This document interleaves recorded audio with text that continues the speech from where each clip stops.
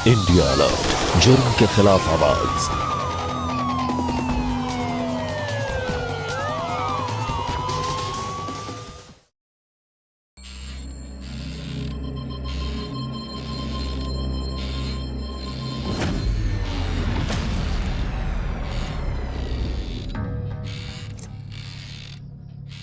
बचपन से हमने जो चाहा है उसे हमेशा पाया है, फिर चाहे वो किसी भी तरीके से हो।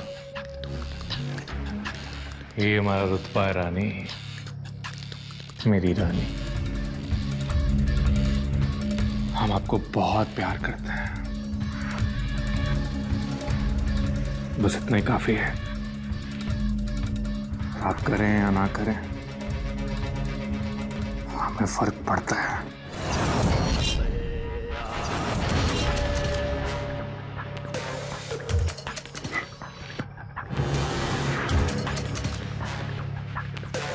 जरा हम भी तो देखें कि आपके और हमारे बीच में आने की कोशिश कौन करता है। रानी, लव यू।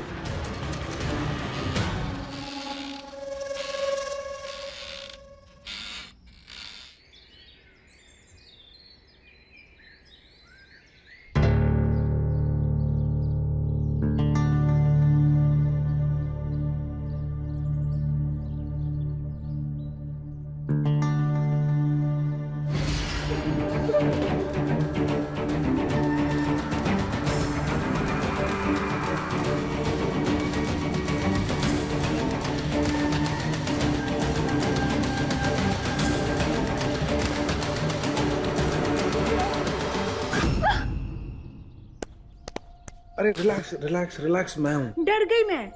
ऐसे कौन करता है? अरे अरे रिलैक्स, मैं हूँ। अब आज आने वाले हैं, मुझे बताया क्यों नहीं? अगर बता देता तो मिलने का मजा किरकिरा नहीं हो जाता। खैर, सही टाइम पे आए हैं। अब हटिए, मंदिर जाना है, मैं तैयार हो जाती हूँ। अरे तैयार क्यों होना है, रुक तो जाओ। आखिरकार ईशा की शादी तय होने वाली है। आज का दिन हम सबके लिए बहुत खास है। आपको याद तो है ना? फ्रेश हो जाइए, मैं भी तैयार हो जाती हूँ, फिर दोनों मंदिर चलते हैं। बस मेरी ईशा को भी आप जैसा एक अच्छा पति मिल जाए। अब इसके लिए भगवान से मन्नत तो मांगनी होगी ना। रेडी हो जाइए आप। अच्छा सुनो, मेरी बात सुनो, थोड़ी देर मेरी बाहों में तो रह लो। देर होती है, चाहे थोड़ी हो या ज्यादा। वैसे भी आप तो ईशु के जीजू हो, तो इसके लिए आपको तो सबसे पहले तैयार होना चाहिए। तैयार होना चाहिए। हटिए। अच्छा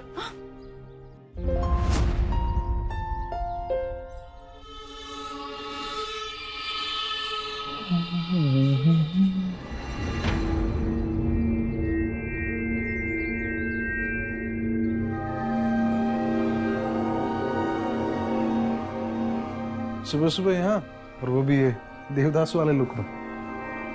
क्या आपने श्वेता से शादी करने से पहले पूछा था कि वो आपसे शादी करना चाहती भी है? नहीं।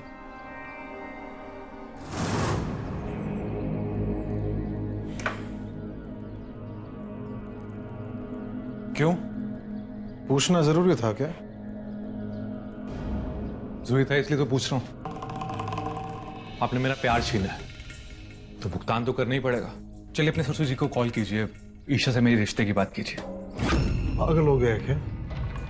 ईशा के साथ तुम्हारी कोई बराबरी नहीं है। हटो यहां से, हटो। वो तुमसे शादी क्यों करेगी? उसकी बराबर की तो तुम्हारी एजुकेशन भी नहीं है। हर कॉलेज में तुम्हारा एडमिशन मैंने करवाया, एक के बाद एक। और हुआ क्या? ये तो कॉलेज तुमने छोड़ दी, ये तो कॉलेज से तुम्हें निकाल दिया गया, है ना? किस आधार पर तुमने ये सोच लिया कि ईशा की शादी तुमसे होगी? किस आधार पर बताओ? आपने जो कुछ भी किया है ना, वो आपका बड़े भाई होने के नाते फर्ज था। आपने मुझसे मेरी खुशियां छीनी है तो आपको अपनी खुशियों का त्याग तो करना ही पड़ेगा। मेरे बड़े भैया। सोहन ये क्या कर रहे हो? अरे छोड़ मुझे। सोहन छोड़ दे सोहन, प्यार में पागल मत बन। सोहन छोड़। छोड़ दे। ये क्या कर रहा? क्या कर रहा?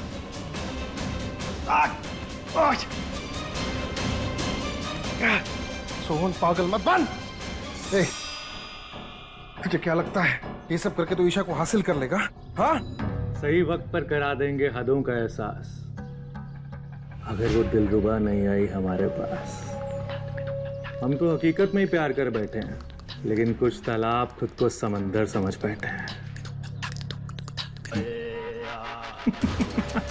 कमीने, खोल।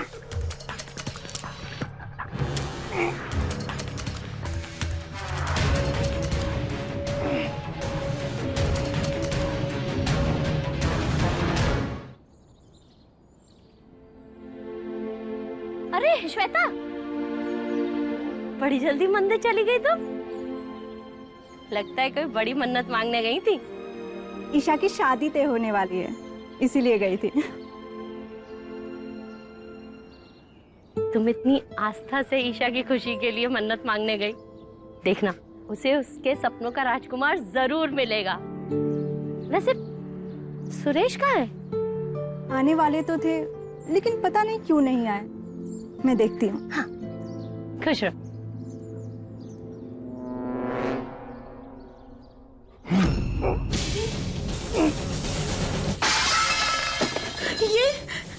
ये किसने किया?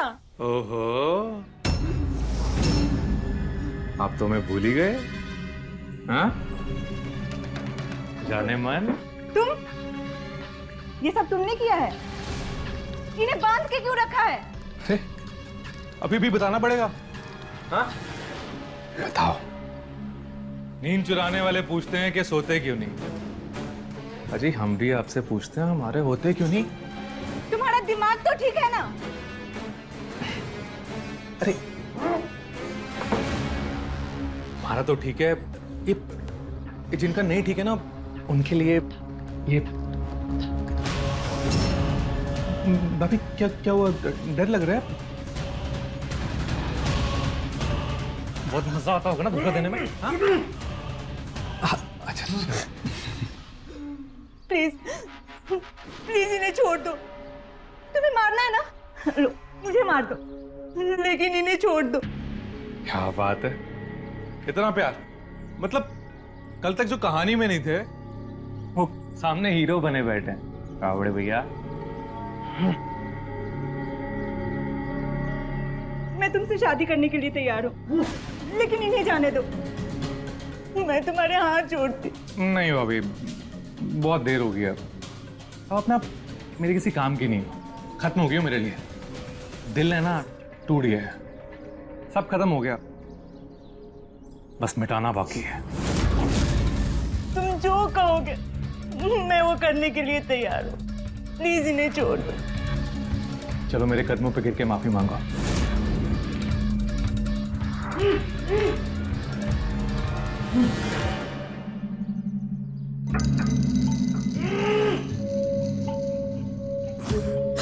प्लीज सोहन, प्लीज मुझे माफ कर दो।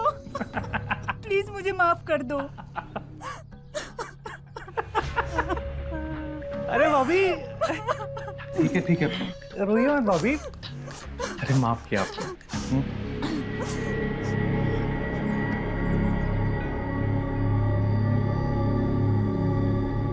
और आपके तो जल्दी से अपने बाप को कॉल करो और बोलो ईशा का रिश्ता कैंसिल करे और मुझे अपना दामाद बनाने की तैयारी शुरू कर।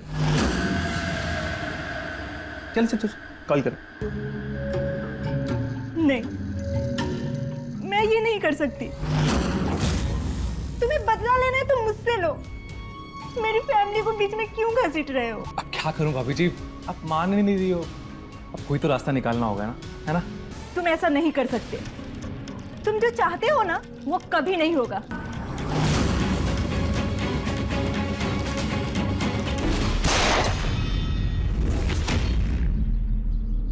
श्वेता, श्वेता,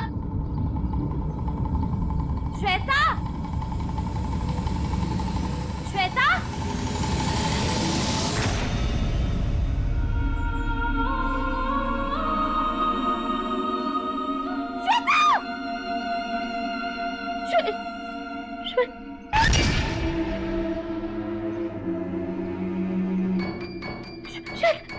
रखी थी, हो गई होगी।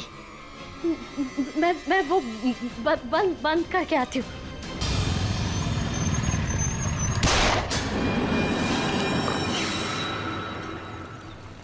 हाँ माँ, नाश्ता कर लिया है मैंने। हाँ हाँ, आज कोई भागदौड़ नहीं है, आराम से हूँ, आप टेंशन मत लीजिए। उफ़ माँ, आप तो मुझे छोटी बच्ची की तरह ही समझाती हो। माँ ड्यूटी पे हूँ। हाँ, आप रखिए फ़ोन, ठीक है? ख्याल रखिए अपना, बाय।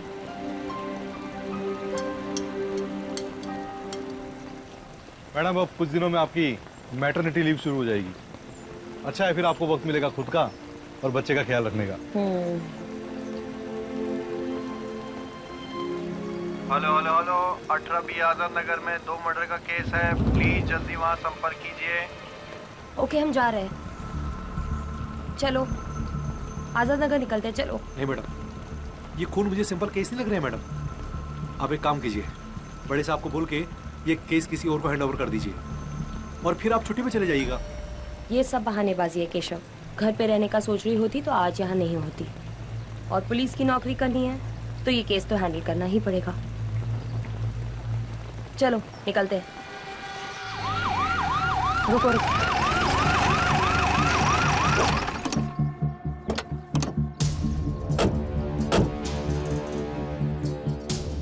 आइए मैडम। चलो हटो हटो।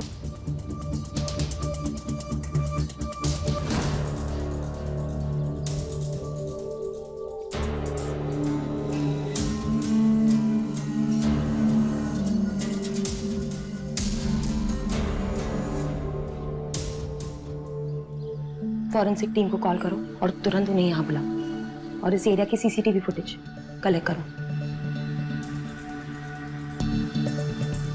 आप आइए, चलिए मेरे साथ, चलिए। हाँ, केशव बात कर रहा हूँ। इस स्पॉट पे फॉरेंसिक टीम भेजो जल्दी। लोकेशन भेज रहा हूँ।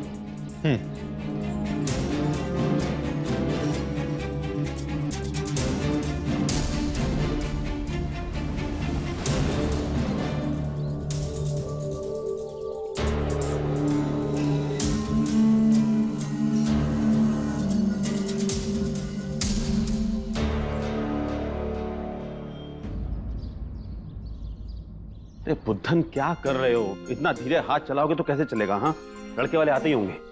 तुम एक काम करो, पता नहीं क्यों नहीं आए, शायद रास्ता ना भूल गए हो। जाके चेक करो एक बार, जाओ। तू कहाँ है यार? तू ना सिर्फ बातें ही करती है। मैं कब से तेरा वेट कर रही हूँ यार। ईशा बेटा, क्या कर रही हो? अभी तक तैयार नहीं हुई? पापा, आपको पता है गौरी मेरी हेल्प करने के लिए आने वाली थी। मुझे साड़ी पहनने नहीं आती। बेटा, तुझे किसी की जरूरत नहीं है। मेरी बेटी बहुत काबिल है, मैं जानता हूँ। तो पहन लेगी। और बेटा, अगर लड़के वाले आ गए तो बेइज्जती हो जाएगी। जाके तैयार हो जा। और हाँ, अपनी माँ वाली साड़ी पहनना। ये वही साड़ी है जो तेरी माँ ने तब पहनी थी जब मैं उसे देखने गया था। अब तेरी माँ तो है नहीं बेटा, उसका आशीर्वाद समझ के पहन ले। चल, शाबाश।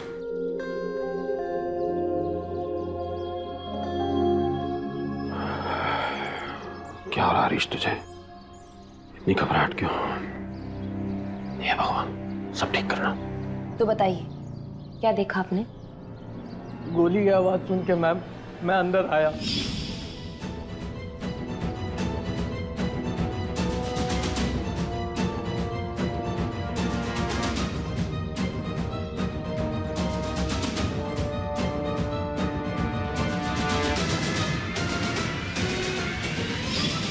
ये सब देख करके मेरे हाथ पांव कांपने लग गए। कुछ समझ नहीं आ रहा तो मैं क्या करूं। जब खुद को संभाला तब पुलिस को फोन किया। लेकिन मुझे एक बात समझ में नहीं आ रही है, सोहन ने श्वेता को क्यों मारा? उसने ये सब ईशा को पाने के लिए किया। ये रही मेरी पहली चाल, और ये रही मेरी दूसरी। और ये अपना खेलो। हाँ हाँ ठीक है, तीसरी चाल। ईशा, सोहन के लिए पानी ला दो।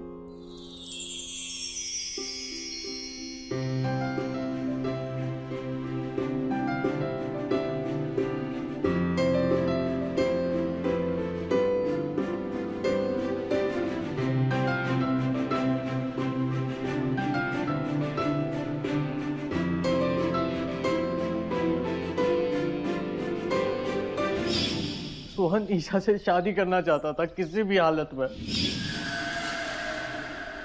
भैया आप चाहोगे तो हो जाएगा। प्लीज ईशा के घर वालों से बात कीजिए ना मेरे लिए। सोम, एक बड़े भाई होने के नाते मैं तुझे कुछ बात बताना चाहता हूँ। मैं अपनी इंसल्ट नहीं करवा सकता। सोन, अपने आप को देख, खुद को देख। ना एजुकेशन है ना नौकरी है, इसलिए मैं तुझसे कहता हूँ उस लड़की के सपने देखना छोड़ दे, वो तेरी नहीं हो सकती। और हाँ, मैं उस फैमिली का दामाद हूँ, दुश्मन नहीं बन सकता। ईशा खूबसूरती की मालकिन है, पढ़ाई लिखाई की छवि उसकी बातों में झलकती है। ये कोई मजाक नहीं है। वैसे तुमने सोच कैसे लिया कि तुम उससे शादी कर लोगे? पापा ने जिससे बात की है वो एक सरकारी जॉब करता है, अच्छी फैमिली है, समझे?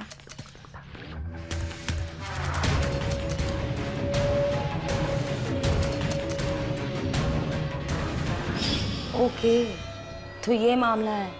प्यार में पागल हो गया है, सरफिर आशिक है। जी मैडम, मेरी माँ श्वेता भाभी को बहुत प्यार करती थी, उन्हें अपनी बेटी मानती थी। इस सरफिर आशिक का अगला टारगेट कहीं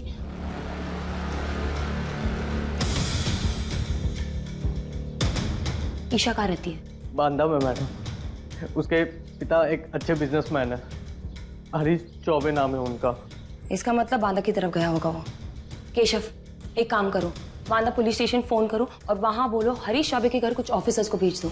ओके, मैं मोबाइल बरामद हुआ है। किसका फोन है ये? ये श्वेता भाभी का है। बताओ।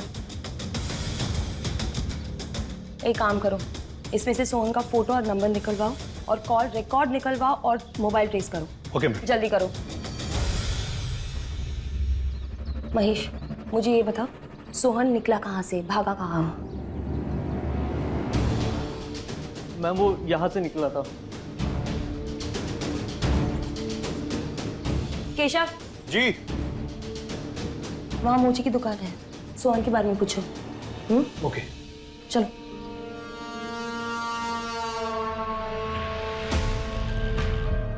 हाँ भाई, बात सुनो। एक बात बताओ, ये फोटो देखो, इस लड़के का नाम सोहन है। क्या ये भागा था यहाँ से? देखा आपने? हाँ, मैंने इसको देखा है। गोली की आवाज आपने सुनी थी? गोली की आवाज तो सुनी थी, मुझे लगा पटाखे की आवाज है, लेकिन उसके हाथ में कट्टा था, वो इधर से ही भाग के गया। मैंने चुपके से उसकी गाड़ी का नंबर ले लिया है, ये लो।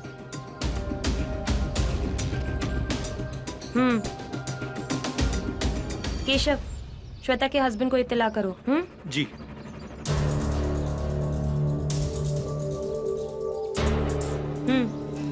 UP 93QA खुनी सोहन ये बाइक लेके भागा है। हर नाके चौराहे पर इन्फॉर्म करो, जैसे ही ये बाइक दिखे उस लड़के को अरेस्ट करो तुरंत, ध्यान से। और एक बात बताओ, मोबाइल ट्रेस हुआ? जल्दी करिए, इससे पहले वो अपना अगला शिकार ढूंढ ले। हमें उसे जल्द से जल्द रोकना होगा। सिर्फ अच्छे लोग ही वर्तमान में नहीं जीते, बुरे लोगों को भी वर्तमान में जीना आता है, क्योंकि उन्हें अपने भविष्य की चिंता बिल्कुल नहीं होती कि उनके काम का अंजाम क्या होगा। नमस्कार, मैं सुधा चंद्रन आज प्यार और मौत की एक ऐसी कहानी आपके सामने लेकर आई हूँ जिसकी कल्पना शायद आप कभी नहीं कर पाएंगे। एक ऐसा प्यार जिसके लिए लाशों के ढेर लग जाते हैं। कहते हैं अक्सर प्यार के आसपास दुख, दर्द और मौत का सैलाब फैला होता है, और मौत का ये खेल खेलने वाला सोहन है। क्या पुलिस सोहन तक पहुंच पाएगी? क्या पड़ोसियों का डर वो दूर कर पाएगी? आइए देखते हैं आगे क्या होता है।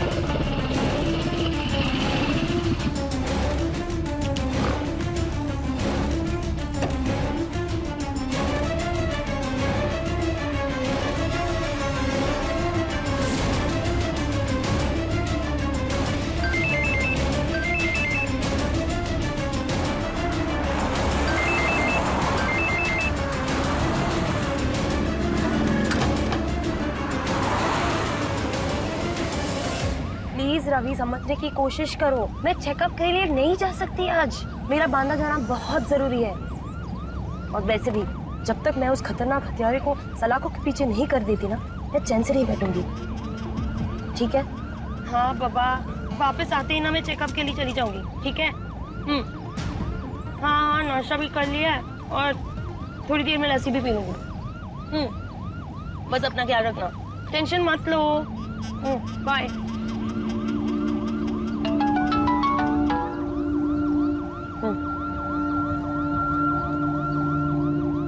क्या? ठीक है। सोहन का मोबाइल नंबर ट्रेस हुआ है, मंगलपुर में है, वो वहीं पे आसपास होगा। मंगलपुर में जितने चौराहे हैं, दुकानें हैं, शॉप है, सब चेक करो जल्दी। गाड़ी हाईवे से ले लूं? आज हाईवे पे तो रैली चल रहा है ना, मुझे नहीं लगता है वो हाईवे से जाने का रिस्क लेगा। एक काम करते हैं, बाईपास से बांदा चले जाते हैं। अगर बीच में उसे पकड़ लिया तो वहीं पे उसका खेल खत्म। चलो।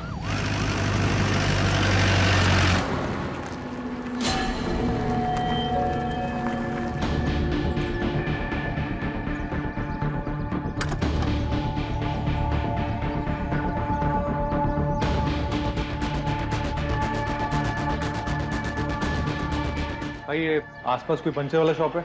अभी बंद हो गया यहाँ पंचर वाली शॉप। अरे यार, रिक्शा है ना? ये लीजिए।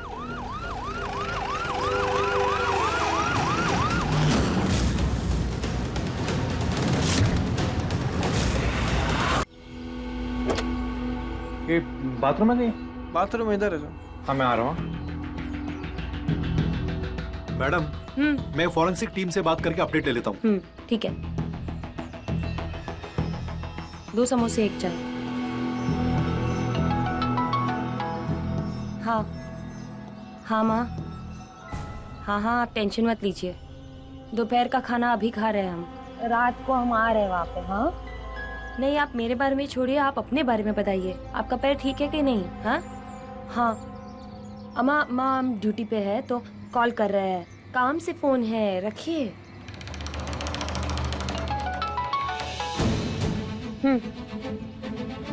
नंबर बताया तो था, देखिए उस बाइक को जल्दी ट्रेस कीजिए वरना वो लड़का हाथ से निकल जाएगा। अच्छा ठीक है, आप वापस लिखिए, यूपी।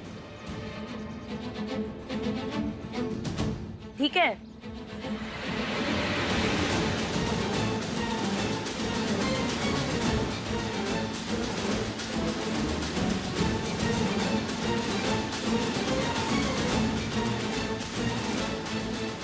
ये बाइक पे जो लड़का आया है वो कहाँ गया? वो लड़का बाथरूम गया है अंदर। क्या?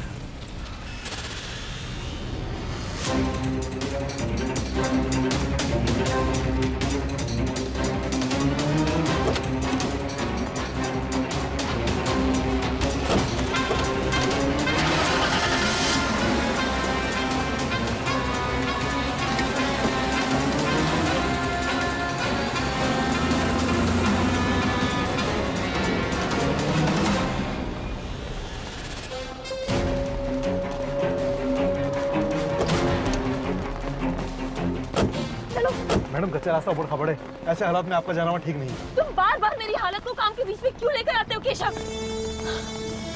मुझे कोई फर्क नहीं पड़ता है कि मैं प्रेग्नेंट हूँ।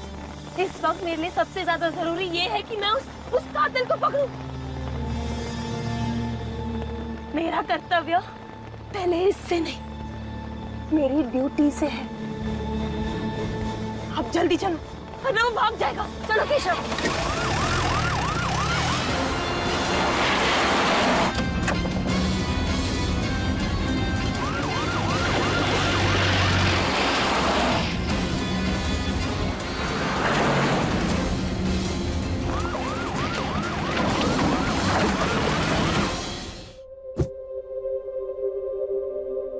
जल्लाद है सोहन, कहा था मैंने दीदी से कि उससे दूर रहो। पापा, पापा चलिए ना श्वेता दीदी के पास, मुझे उनको देखना है पापा। क्या हो गया मेरी बेटी के साथ? मेरे दोस्त को। पापा चलिए ना पापा, पापा मुझे दीदी को देखना है। चलते हैं बेटा, त्रिवेदी अंकल को आने दो, उनके साथ चलेंगे। लड़के वालों को भी मना करवा दिया मैंने। चलते हैं।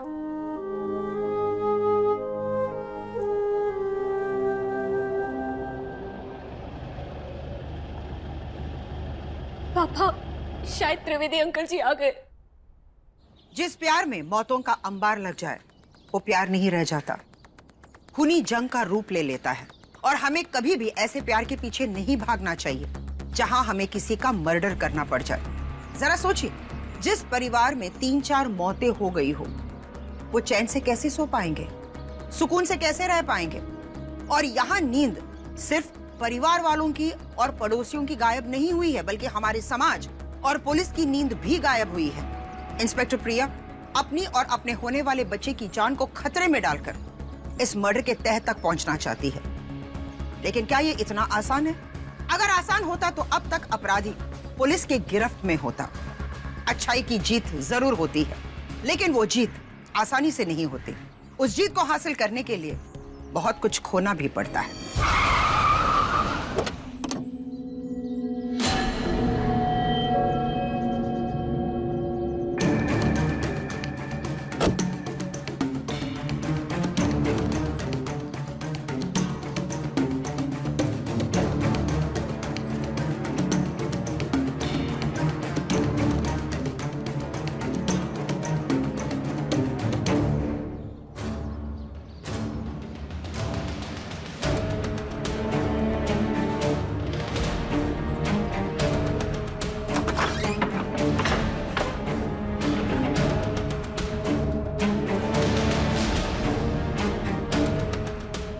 ईशा,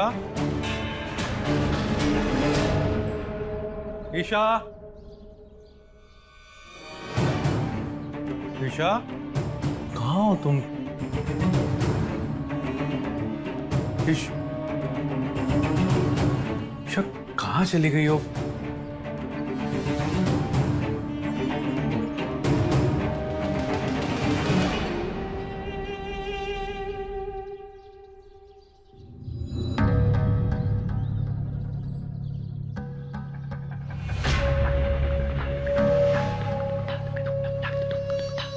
बहुत खूबसूरत लग रही हो इस दुल्हन के जोड़े में। दुल्हन वही जो पिया मन भाए। बहुत खास दिन है आज। चलो जल्दी से शादी कर लेते हैं और फिर सीधा हनीमून पे। आ जाओ।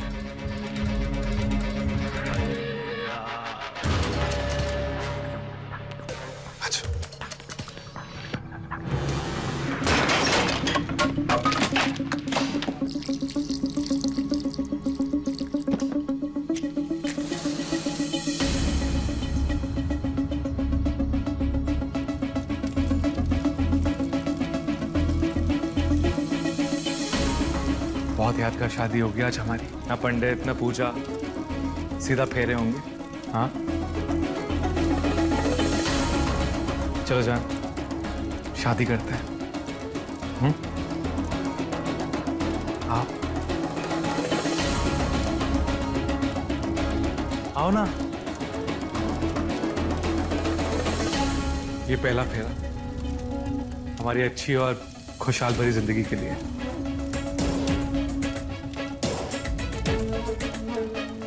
ये दूसरा फेरा, ताकि आज से तुम अपने सभी सुख दुख मेरे साथ बांटो।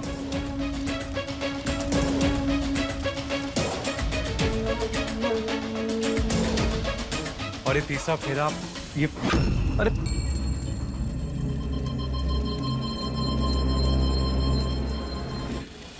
जान, मुझे पता है कि तुम मुझे बहुत प्यार करती हो, लेकिन अभी मेरा बनने के लिए 5 फेरे और बाकी हैं। हाँ, फिर हमें कोई अलग नहीं कर सकता। अरे जान, जान लोगी क्या अपनी जान की?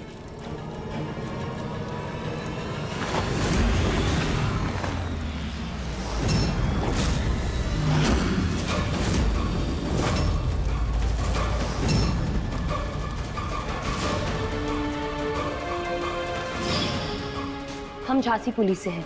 आप दोनों की जान को खतरा है। हम कच्चे रास्ते से आगे इसलिए जल्दी पहुंच गए। सोहन यहाँ आता ही होगा और उसका अगला शिकार आप दोनों ही है। इसलिए जब तक मैं उसे गिरफ्तार ना करूं, प्लीज आप दोनों घर के बाहर ही रहेंगे।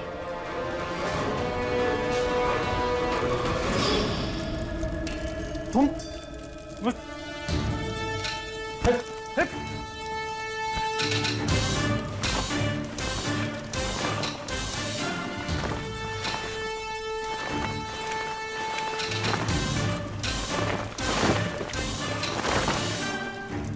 हाँ, मुझे पता था तुम यहाँ ईशा से मिलने जरूर आते।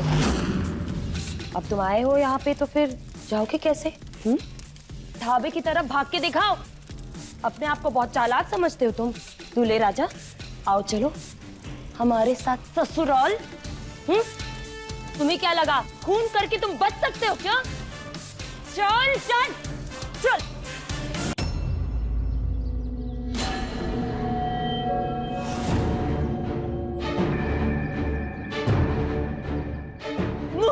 ईशा, ईशा, तुम घबराओ मत। आप तुम सिर्फ मेरी हो, हर जन्म में। खूनी हो तुम।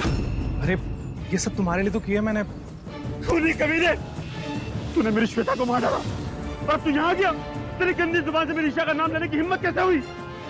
अरे तू 1 नंबर का गवाह है। तेरी जगह जेल में है, जेल में, समझा तू? नहीं।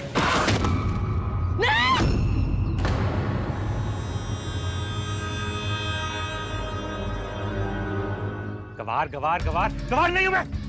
गवार बोलती है। आशिक हूं मैं। गवार बोलते सटक जाती है मेरी। प्यार करना गुनाह नहीं है। गवार वो है जो मेरी आशिकी को समझते नहीं है। आशिक प्यार करता है और प्यार करना हासिल करना नहीं होता। जिस दिन वो परिभाषा तुम समझोगे ना, उस दिन तुम गवार नहीं रहोगे, समझे?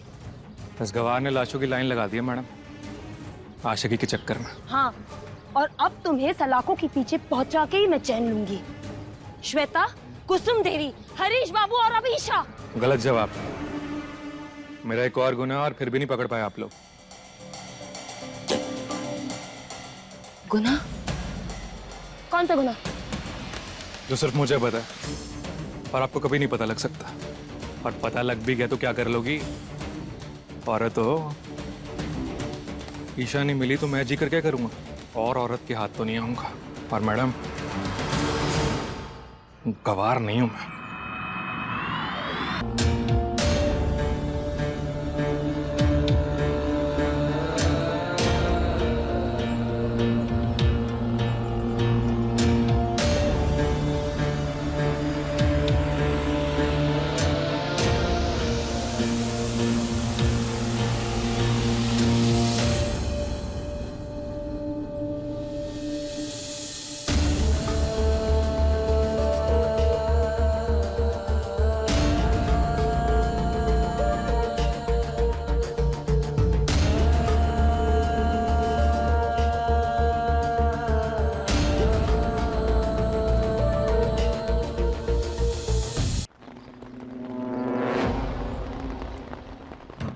एक और गुनाह किया है मैंने, आप नहीं पकड़ पाए।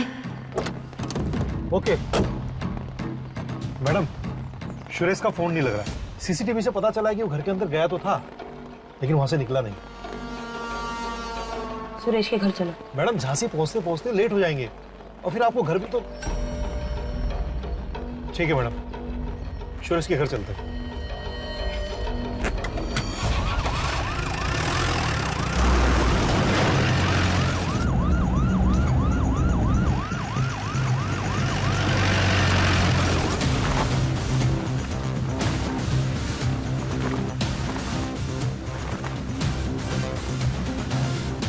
मैडम, पूरा हॉल छान मारा, कहीं कोई सुराग नहीं मिला।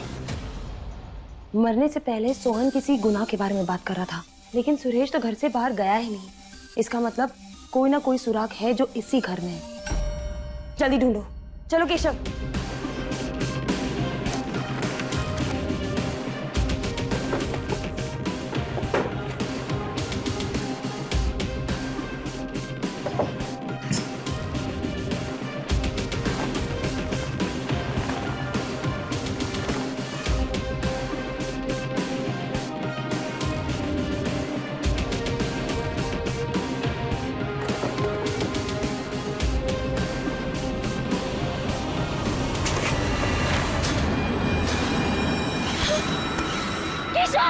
केशव!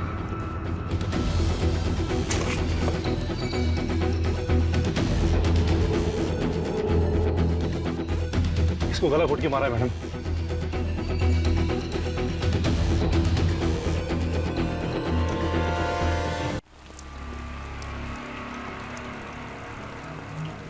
मैडम, सुरेश की बॉडी को पोस्टमार्टम के लिए भेज दिया है। ये बेमौसम बरसात भी ना।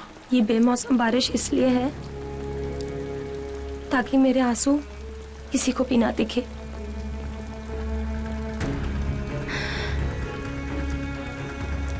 किसी को बचा नहीं पाई मैं, किसी को भी नहीं। फेल हो गई मैं फेल हो गई। अब क्या मुंह दिखाऊंगी अपने बच्चे को? नहीं मैडम, नहीं, फेल नहीं हुई आप। आपने तो पूरी कोशिश की थी सबको बचाने की। आपकी वजह से तो सोहन जैसे अपराधी ने खुद को गोली मार दी, क्योंकि मैडम वो जानता था कि अगर वो बच गया ना तो आप उसे जिंदा नहीं छोड़ेंगी। अगर आप उसके पीछे नहीं भागती ना तो ना जाने कितने मासूमों की जान ले लेता वो। आपने अपनी इस हालत की परवाह ना करते हुए अपनी ड्यूटी को बड़ी ईमानदारी से निभाया है मैडम। केशव आपको सैल्यूट करता है।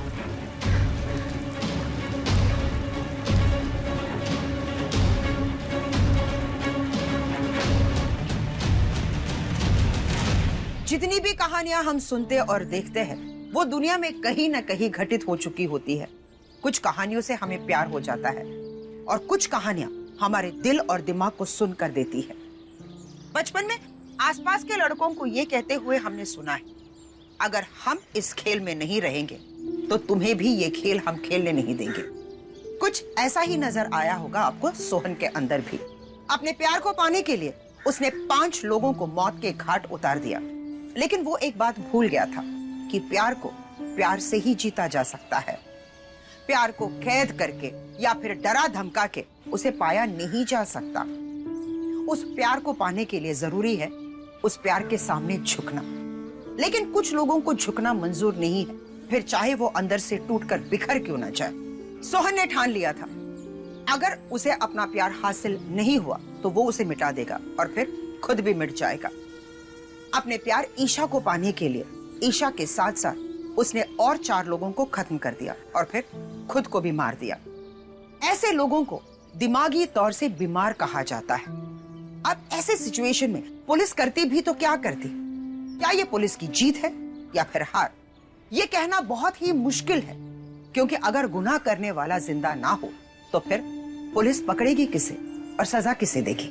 इसी के साथ मैं सुधा चंद्रन आपसे विदा लेती हूँ, इस वादे के साथ कि क्राइम अलर्ट के एक नए एपिसोड में एक नई कहानी के साथ हम फिर मिलेंगे। तब तक के लिए स्टे सेफ, स्टे अलर्ट और देखते रहिए क्राइम अलर्ट, जुर्म के खिलाफ आवाज।